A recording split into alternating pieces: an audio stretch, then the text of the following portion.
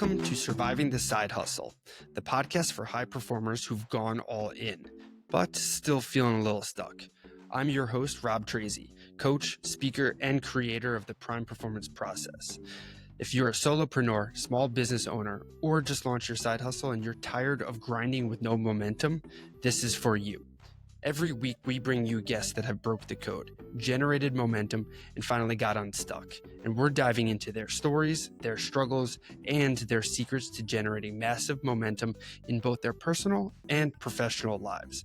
We don't do fluff here. We do frameworks, real talk, and share the kind of insights that get you unstuck for good. Welcome, and let's get rolling.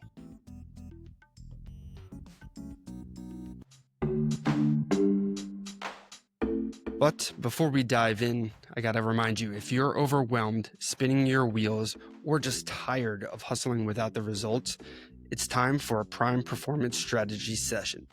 In this free call, we'll zoom out on your life and business, identify the real reason you're feeling stuck, and build a game plan to help you reclaim your confidence, energy, and gain some clarity so you can get back to doing what you set out to do. Lead, grow, and thrive. This isn't surface level coaching. It's a system built on resilience, intentionality, clarity, and alignment. So head over to survivingthesidehustle.com/free call to grab your spot today.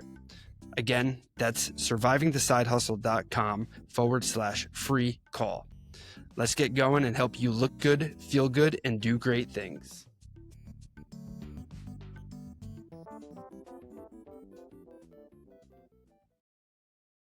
What's up, guys, and welcome back to another episode of Surviving the Side Hustle.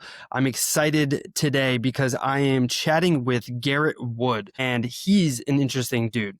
He's the founder of Gnosis Therapy, and he helps a lot of high-achieving, high-masking professionals transform burnout into breakouts, or breakthroughs, I should say, from anywhere. Garrett is a certified clinical hypnotherapist and a national board certified coach. He specializes in executive leadership and sustainable well-being. He uses clinical hypnotherapy and executive well-being coaching grounded in the biopsychosocial science of well-being to help leaders achieve high performance and deep fulfillment without burnout, band-aids, or self-sacrifice. Garrett, man, I'm excited to kind of dive in. I'm interested to hear what you've got to say. Dude, welcome to the show. I'm excited. Let's dive in. Awesome. Thanks for having me, Rob. I'm excited to be here too. Sweet. So a lot of accolades, a lot of things you've got going on. Would you mind bringing this back to where did all of this kind of start for you? Where did you decide that you wanted to get into really solving burnout? And I guess everything that you're kind of doing, helping individuals and everything. Yeah, great question. I never thought I'd be a clinical hypnotherapist or even a coach for that matter. Kind of came by it slowly over time. But every time before I've been a practitioner or a provider, I've always been on the other side. So I've been receiving the support and the treatment before I've ever been able to be a provider of it. So with the burnout piece, I worked for a pretty large corporation. We worked with pretty high level executives, and they were coming to us. They had all the money, time in the world, and they knew their health was slipping, and they were looking for performance edge. And after working with them, it was pretty wild to see people with large amounts of success professionally, but then personally, they were suffering back pain, knee pain, shoulder pain, couldn't sleep at night. Their health and fitness goals were falling off a cliff. They were getting type 2 diabetes, kind of like the lifestyle medication stuff that a lot of people are really struggling with. And then they were hitting a wall where they're trying to push through all of that and still achieve some athletic performance. But then their body was taking the toll, and then their mental health was taking the toll. And then they would start to eventually see it show up at work. And so it was really fascinating to work with those people at the beginning on the health and fitness side. And then at that organization, it was tough for me. There's a lot of people at 7 locations, over 100 people I was responsible for $6-7 figure budgets, not quarterly, but annually. And I was working 70, 80 hours a week. I was a jerk to my dog and my partner. We were doing really well. Our team was doing really well. I thought my team liked me enough. They laughed at my jokes. I wasn't the one signing their paychecks, but we seemed to have a good enough rapport. But there was a study that came out at that time about the effect of sleep. And it seemed like sleep outperformed what normal people say, move more, eat less, and you'll get fit. Then they were saying, abs are made in the kitchen, not in the gym. And what it actually seemed like was happening was success was like from sleep. So people were more likely to get successful if they were sleeping their way to success. If they took the extra half hour to sleep or extra 90 minutes a night, they would get more of the results, even doing less in the gym and even less in the kitchen. And their work life would be better. Their personal relationships would be better. So I looked at that and I was like, okay, let me get into this. I was sleeping maybe 5.5 hours a night. So I was like, let me take a nap. That didn't work for me. I woke up even groggier than before. I tried the caffeine nap where you take a shot of espresso, take a nap, wake up. It was a wreck. So I found that there's something called non-sleep deep rest. And it's essentially closing your eyes, taking some deep breaths, and just trying to let your mind wander off and come back as many times as you can. And in fact, if it wanders off, it's encouraged. And you're not trying to actually problem solve anything. You're just trying to like be there. A lot of people call that like active meditation or transcendental meditation, but it's a little bit less active than that even. It's more of a passive thing.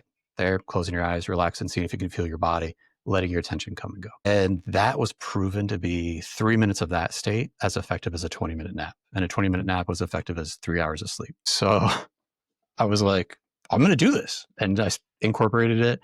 I got some pretty decent results. I felt better. My knee pain, my back pain went away. And so I started looking deeper into what state that is. And it seemed like that was a state that people go into when they're in a hypnotic state or a hypnosis state, theta, alpha kind of brain waves. And there's a lot of cool things that happen there. So I went and found a clinical hypnotherapist, laid down, they walked me through some of their processes. And within a quarter, by the next time that like our reports came out, I was at the top of the leader chart. But my partner and I were closer than ever. We were no longer in couples counseling. My dog and I had a better relationship. Our turnover for our department was less, and we were actually doing more revenue than we've ever done before. And I was working 20 to 30 hours less a week. And I was like, I've been the asshole. I've been the bottleneck in my success for so many. Those 100 people are better because I'm less of a jerk. Okay, this is the real deal here. And so that's kind of what kicked me off in my journey from being on the supportive side to actually seeing the value of clinical hypnotherapy and the impact it can have really practically for people. Wow. So you started implementing this new strategy and you're starting to see all of this great success for yourself and how it's trickling down to all your other relationships, whether it's work, personal, and so on. And you're just seeing all this stuff. And then where do you go with that? Where do you take that? Now you're all of a sudden you're like, boom, everyone has to be doing this. This is why aren't more people doing that? Because it sounds magical. So I hate to say this because like hypnosis has a history of like appearing magical and people even believing it was magic. It's not. It's neuroscientific, which is pretty cool. All hypnosis is self-hypnosis. You go in and out of hypnosis every time you fall asleep and wake up. If you've ever driven a car and you're like, show up and you're like, well, I'm here. Awesome. I've got here safe. I was totally thinking about it. That's a version of hypnosis. If I was to ask you to like right now to take a breath and like think about a big yellow, sour, juicy lemon and part of your throat starts to like salivate a little bit, that's a state of hypnosis too. So something we all go in and out of, it's totally natural, but harnessing that to like actually improve how you show up and kind of view the world and how your nervous system responds to the stress that it goes through is pretty powerful when you do it right. And so it's not magic, but it might as well be. Yeah. So this might be a silly question, but can you define hypnosis for me? So it's a state of consciousness. It's like focused awareness. So the people talk about flow states where like if you're playing a sport or you're an artist of some kind, or even if you're like an accountant and like you love being an accountant and you get into a flow state when you're doing your like forensic accounting, that type of state is a state of hypnosis. So, and even athletes will trigger that. So like if they're taking a free throw shot, they have their little routine where they bounce the ball twice and then throw it up. No, bounce it twice, then throw it up. They're actually trying to trigger a state of hypnosis where they can drown out that crowd, zero in and kind of just tunnel vision on that that ball going into the basket. And so they're actually trying to do an induction right there in that moment. And so that's sometimes why you see them do it 2 or 3 or 4 times before they actually release the ball. Interesting. Yeah, because I know, a lot of basketball pitchers, a lot of athletes are at that level. Because I remember watching something or listening to something a couple of years back, and they were talking about visualization. Is visualization just the practice of getting into hypnosis? Yeah. So visualization is a part of hypnosis. right? Hypnosis would be like an umbrella term, and visualization would be part of it. Because you can get into a hypnosis state or a hypnotic state and not necessarily be visualizing anything in particular. Some people don't see things in their mind's eye. They like have a general impression of it. Some people, I can ask them to picture a like red, juicy apple, and they'll see like a three-dimensional, like almost reach out and grab it version of an apple. And some people will just see like a cartoon version of it or like a stencil of an apple. Some people will just have a memory of an apple that they've had before. All of those are different like types of mentalization. And you don't necessarily need to have them to be in a state of hypnosis, because if you don't have access to that, you still can experience hypnosis. It will just feel different to you versus someone else's experience. Okay. So have you experienced anybody who can't get into a hypnotic state, like where they just fail to, is it possible to not be able to get into that? Because it's essentially, it's just a state of consciousness, like you said. Yeah, so there are some people that are more suggestible and some people that are less suggestible. So there's like a range of that. So if you've ever been to or ever seen or heard about like a hypnotist show where it's like a very strange and silly experience where people are up on stage doing all types of impersonations of like ninjas or chickens or dogs and doing all these strange activities. Those people showed up to the show in a state of hypnosis and they're hyper suggestible. And when the stage hypnosis is asking for volunteers, he's weeding out the people that are willing to make a fool of themselves, that enjoy it, and that are kind of the class clowns in the life of the party. Those are the volunteers on stage. And then he'll ask them by giving them a suggestion and seeing if they follow it, because they're already in or not in a state of hypnosis. And the ones that are most suggestible, that are most class clown, hamish kind of people, those are the ones that you're seeing do all those crazy things. So it's kind of just creating a perfect storm. But he's not doing anything. He's just self-selecting that. In my practice with people, hypnosis is part of what we do. It's we do a bunch of conscious work and we look for all these like positive attributes and then some of these struggles that people are going through. And when we try to tackle it consciously, we kind of get stuck in this like, oh, I want to do this, but I have this reaction, or I want to do this, but I have this feeling. And they're torn because both of those values feel like they can't be satisfied at the same time. That competing goods internally is the problem. It's not like good idea, bad idea. It's like great idea, pretty good idea. Uh-oh, which one do I choose? And then there's a little bit of fear attached with both of those, usually based upon painful past learning that they've gone through. And so they're avoiding the pain of going through that. And so when we're working with hypnosis, we're going to try to work with all of the powerful positive attributes of it, mitigate the intensity of the fear response, and do that in a state where those two things don't come into a conscious conflict with each other. And that's something you can do in a state of hypnosis that you can't do outside of it, if that makes sense. Interesting. And who are the people that you work mostly with or closely with? Is it still, because it's not just athletes anymore, right? Are you working with like more people too? Because I know burnout is an area, and I actually, first, can I ask you, how do you personally define burnout? Because I've spoken with a bunch of other experts over the years, and it seems like some people have different definitions of it. So the World Health Organization recognized it in 2019, so like just before COVID swept up the world. And they're like, man, this is a real thing. And here's the definition of it. It's a workplace phenomena. So it's something that happens relative to our employment. So the challenging part is if you're self-employed or like a solo entrepreneur, it's a every place problem because your work is in your mind and like your body and your actions and your behavior. It's not something you can tune in and out of, that people that have a 9 to 5 that aren't really passionate about their work. But then people that do have a 9 to 5, they have a corporate paycheck. They can show up and they'll still get a paycheck for a while, even if they're not doing work. The passionate people there end up overworking because they care about the outcomes. And so after a while, either their values and the organization's values misalign, and that creates some problems for them, or their ability to get the results that they want versus the resources they have available is not enough and the math isn't mathing. And so they put in more effort, get less reward from it. And then that's when all of that personal stuff shows up. So health issues, sleep issues, digestion issues, pain, and then structured relationships that start falling apart at the seams, both at work and at home. Yeah, so I mean, I've definitely gone through my fair share of burnout spells, and I see a lot of individuals who are kind of combating, or I guess I could say that they're in denial about it, or like the early stages.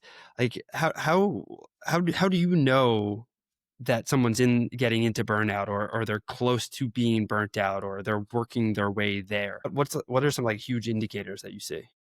I think the biggest indicator is like closing your eyes at night and not being able to get to sleep. Your mind's just running. That is the first indicator. If you're waking up and you're already thinking about your to-do list and you don't have any downtime, like if anytime you try to like draw your attention away, it's coming back to work and it's coming back to the same problems at work, and you're kind of feel yourself stuck in that, you're not anywhere near burnout. But as long as the longer you stay there, the more burned out you're going to become. Because we're really good as humans at handling stress, but we're really good at handling like acute bouts of stress. So something bad happens, we respond, we recover. But if we have something bad that happens and it continues to happen and there's no recovery time, that's when it doesn't matter what it is, if it doesn't get solved, that's going to create burnout as a result of that.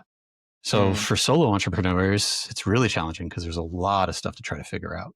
And so if they don't kind of create times where they're going to turn it off or tune it down or turn into something else that gets them to feel relaxed and calm, it's going to happen. It's almost inevitable.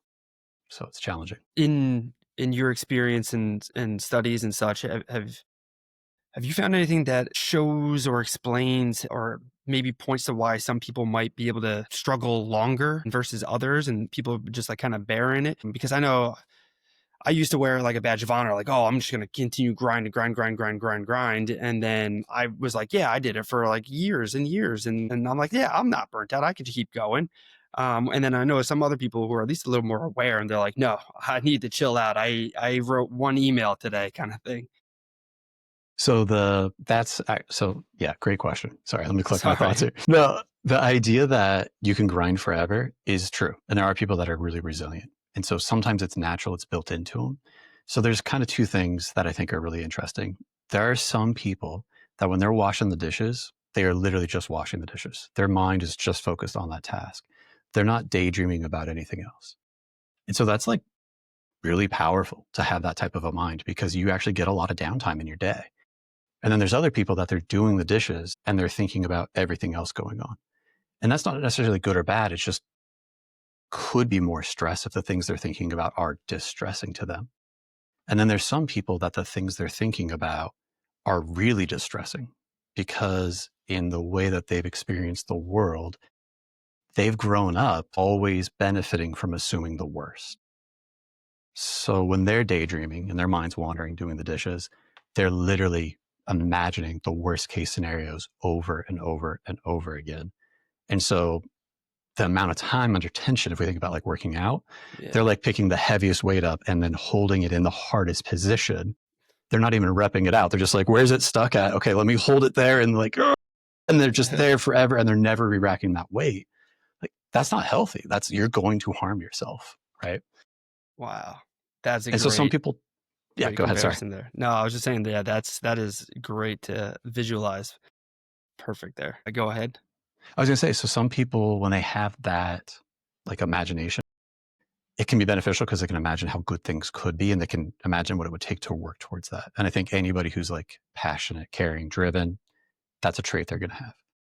Now, if they've grown up in an experience where they had to assume the worst and then figure out how to work around it, you got to be able to channel that into like really finite things and put some really nice big protective blocks around you to be able to protect yourself. And if you don't, you're in trouble. Wow. You are in trouble.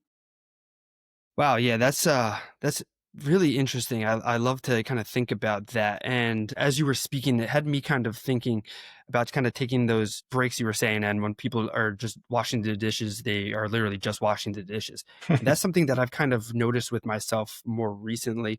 I was really into meditation and guided meditation specifically. And I was really good with it for a while. And then I kind of fell off. And then recently I kind of brought it back. And while I'm listening to the guided meditation, there's a specific part at the end where the guy just says, okay, now just don't think about anything. And in that time period, it's like my brain just literally stops thinking, or he says, go ahead, let your brain think about whatever you want to. And then in that moment, I just can't think of anything. And then I have like this clear brain and it like almost tickles my brain. It's such a unique sensation that I think it's the weirdest thing ever, but it's just like so refreshing because it just feels like everything is off. And now I can see myself experiencing that and doing that at certain times of the day when I do slow down, focus, whether I'm like driving or walking down the road, or if I'm like going outside for a walk or something, I can like turn off and feel like nothing's happening. Can you explain what is happening in that situation?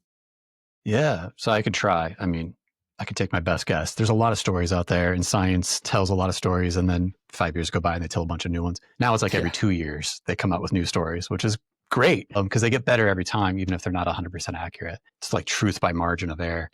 But right now, it seems like the most current story is the volume in which your thoughts are coming in at and the state in which your nervous system is in. If you're in a heightened state in your body, your brain is going to tell stories that are heightened stories. So if I'm tired, grumpy, did not sleep well, did not eat well, I'm in a fight with someone in my personal life, and someone at work compliments my shirt and says, "Hey, that's a nice shirt today." The thought isn't, "Oh, thanks." It would be like, "I saw you yesterday. You didn't say anything about my shirt yesterday. What the hell's going on? Did I look bad on my shirt yesterday? Is this person a jerk? Is something wrong with my shirt today? Is it sarcasm?" But the reason those thoughts are going on is because of the state that their nervous system is in. And so the better balance their nervous system is in, the easier it is to just be present and be like, "Awesome, thank you." And then the closer you have that relationship with yourself and that nervous system and other people in your life with their nervous system, the easier it is to get access to that feeling that you described wonderfully, which is just being present, right? It's like the old guy in the robe with the stick on the top of the mountain with a long beard, just like zenned out. But here you are going through your day, feeling it, kicking butt, taking names and still getting work done.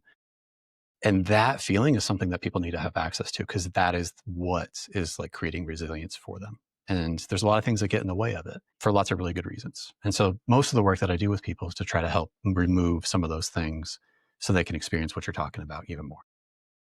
So do you mostly work with individuals on their way to burnout, preventing burnout, or do you working with people trying to get out or recover from burnout? Yeah, all the above. So there's a kind of different strategies. If you're not in burnout or like at the first stages, we can do a lot of cool stuff to prevent it from happening and to make sure you never have to worry about it again. If you're halfway through or like just starting burnout, the strategies we would use for that are completely different too. But if you're in full burnout mode, well, it's a completely different type of work. You can't tell someone to go for a walk because it's good for them if they can't get out of bed.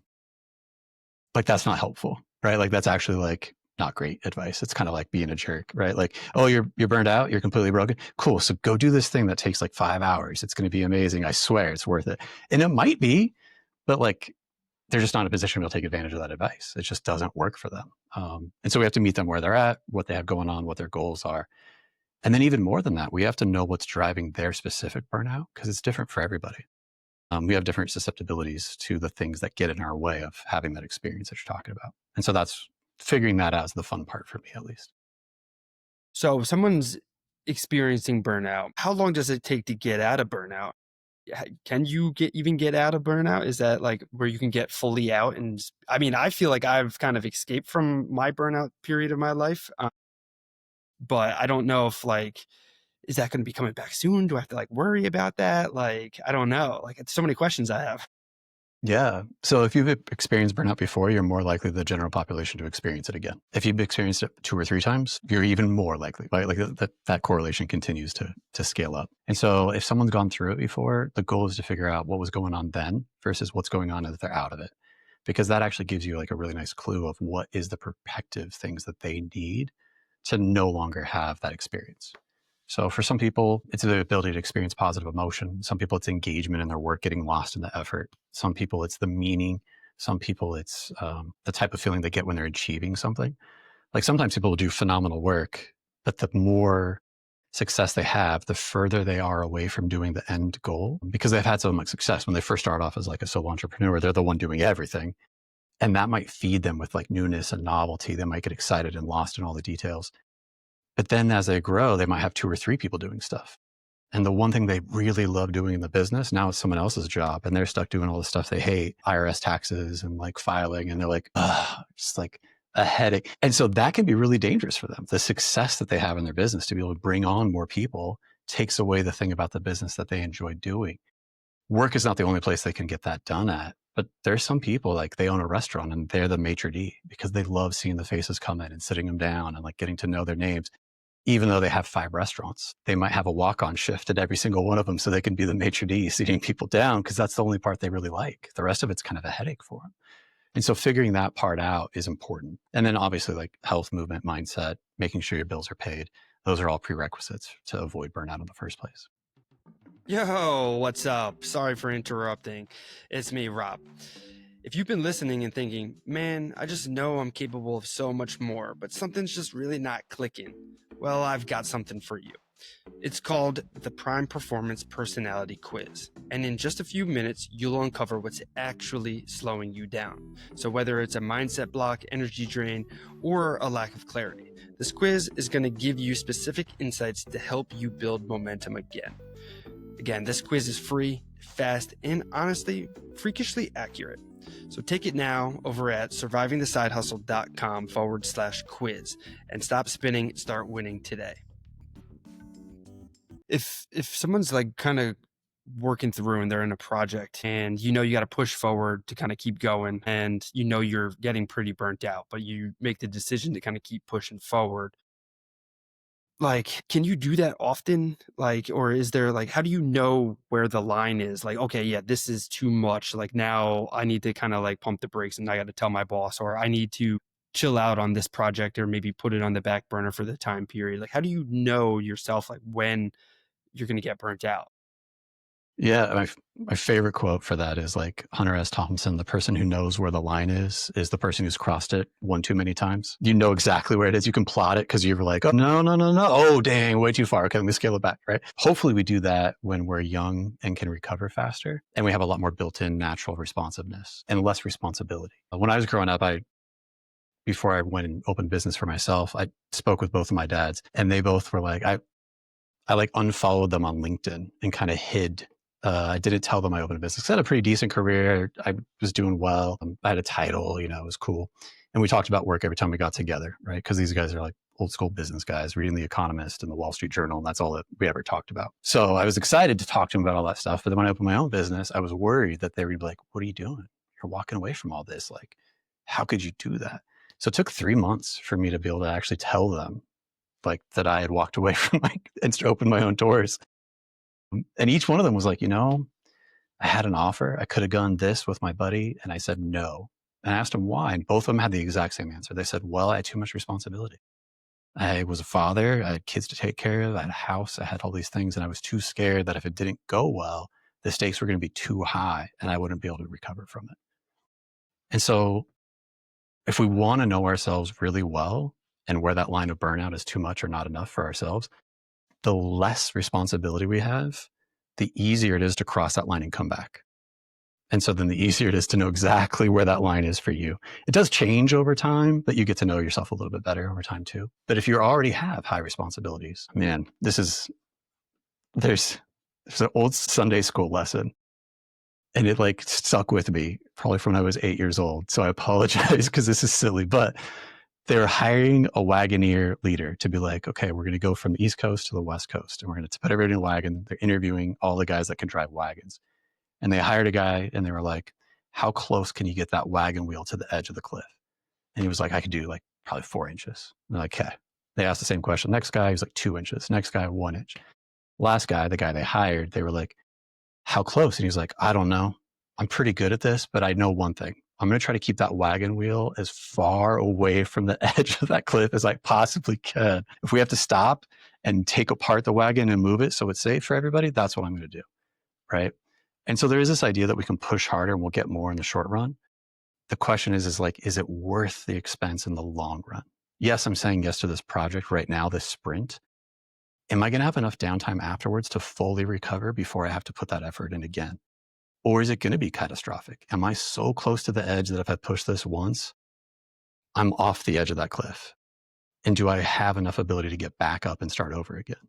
And if we don't have that ability, it's actually probably not the right thing to push forward. Maybe it is right to like hit a break or take pause or call in someone else to carry it for you. Will you take that break that you need? See, I feel like it requires a lot of awareness for yourself to kind of have that dialogue or conversation with yourself or somebody else. But in like the early days of entrepreneurship and you kind of just kicking and starting, you're excited. You lose that conversation with yourself. Do you have any tips for individuals who are like in that situation where like, yeah, I need to check in with myself, but it never seems to happen kind of thing? Like, how important is that? And how do you do it if you don't have like a system or a process set up where you do routinely try to check in with yourself? I think that you just said it right there. You got to have a system you have to process to check in. People talk about sleep deprivation being just as like terrible for driving outcomes as drinking and driving, right? And if someone's had like 2 or 3 drinks and they're trying to do the math of how much they've had and their body weight and their blood alcohol and where they should drive, call an Uber, right? Do the thing. But once we're in that state, we are not sober. We're not rational. We're not reasonable. In fact, the reasoning we're doing in that state is clouded. That's why we have to be able to have people in our life that we can reflect some of those things back to us, that we know, trust, that we may disagree with them. We may be arguing, no, I'm fine to drive, but you'd be wrong.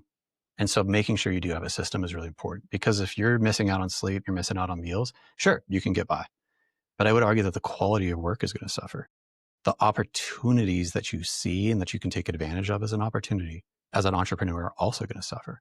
You might be missing really easy shots to take because you're so delirious and so laser focused on this one thing that you're missing all these other opportunities over here. Because when you set out, it's usually not the first idea you have that becomes successful, it's the fifth.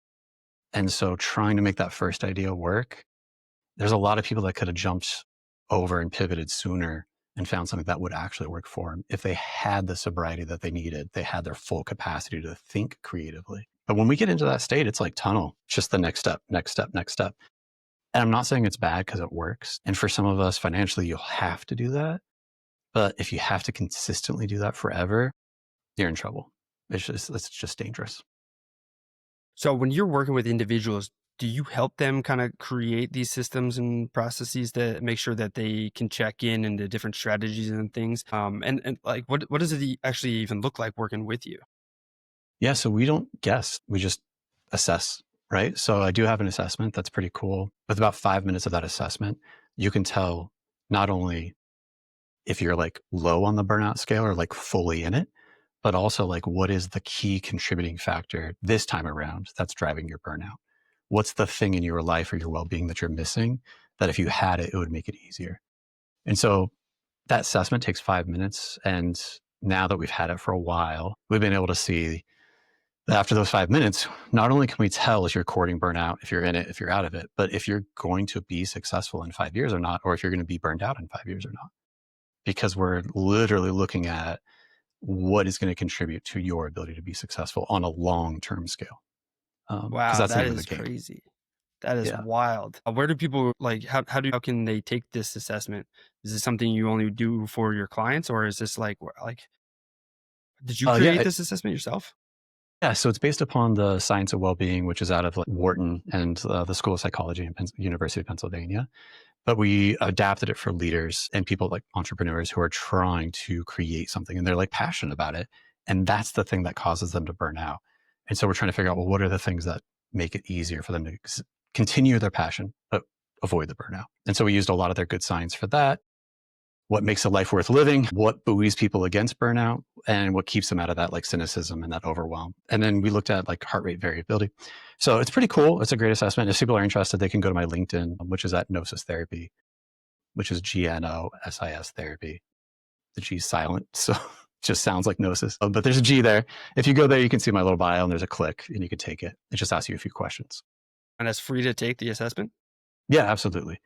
My goal for people is just to be able to get them to actually have sustainable success. You asked me how I got into this, and the final straw was my own personal burnout, but it came at the same time that a colleague had been asked to step down. He'd been with the organization for 20 plus years. He was kind of the go-to leader where everybody that was struggling would look to him. Like, what are you doing to be successful? How do you have such great success? And so when he lost his position, we were kind of all shocked.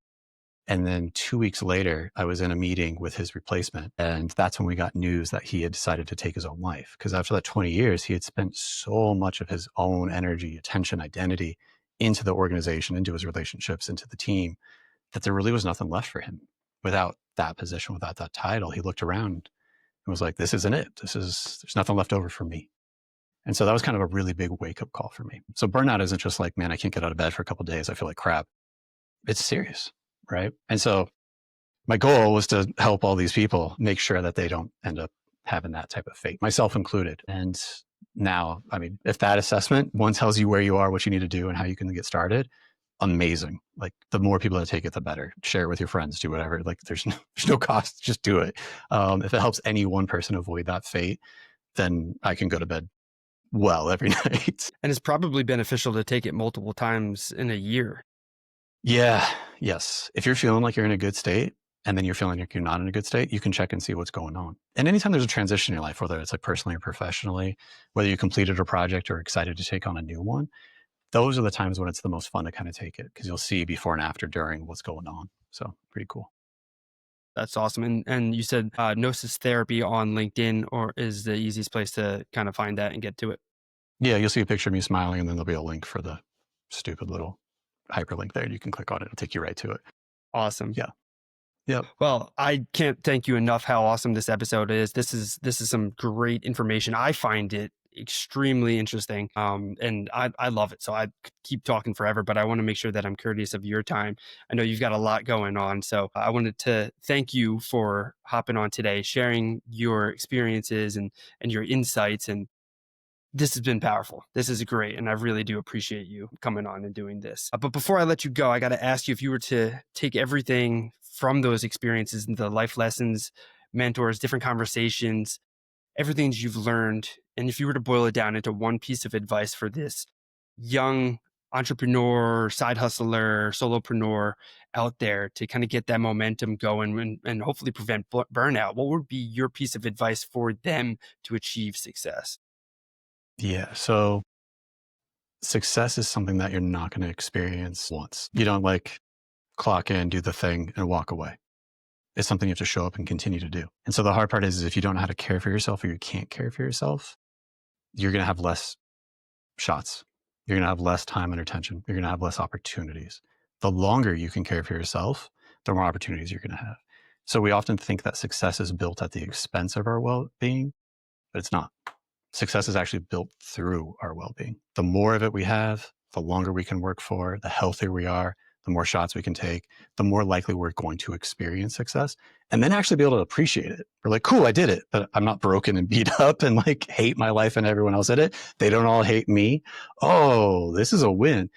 And so I really push back against that idea that like success is built at the expense of your well-being. It's not, it's built through it.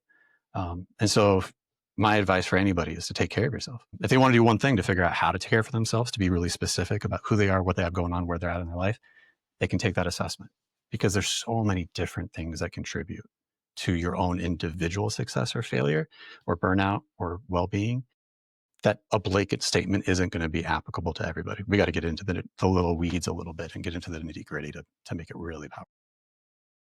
Wow, that is some powerful advice. And I love that you shared that so eloquently. And I love that. And anybody listening, make sure you go take that assessment ASAP and then take it again later this year so you can test and retest, see how you're doing. And don't forget to share that with somebody else too, someone you care about that you feel that they might be kind of traveling down that burnout trail. And Garrett, dude, thank you again so much. This has been an excellent episode. I really appreciate this. Thank you again. Yeah, thanks for having me. I'm so excited to be able to share. I really appreciate it. We'll talk again soon. That's all we got today, guys. Peace, peace, peace, peace.